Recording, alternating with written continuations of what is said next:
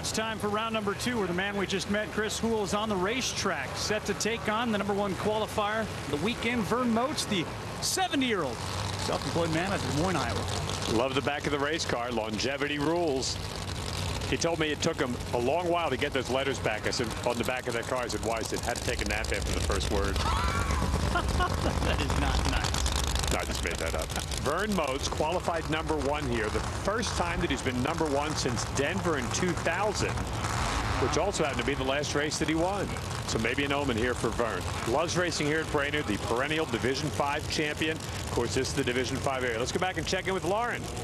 You know, Kris was actually working on his car last evening and got a piece of metal in his eye. He went to the first aid station and they flushed it out for him, but it was still very red and irritated when I spoke with him earlier this morning and again in the staging lanes just prior to this run. We'll see if it causes him any issues seeing the tree or making this pass. You know, sometimes those distractions, though, get you focused in a little bit better, too. Well, he's got to be focused because that Kendall car over there for Vern Moats has made about as many runs down the racetrack as almost anyone in the history of this class. Very solid contender. He's got a pretty good race car here this weekend.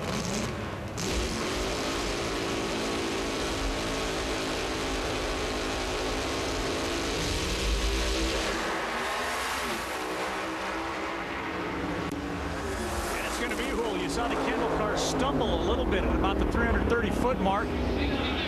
Pedaled it, got back on it, but it's Hool who goes the distance, 569, 257 miles an hour. That's a pretty good run there for that team, 257 miles an hour at the top end, and you were absolutely right.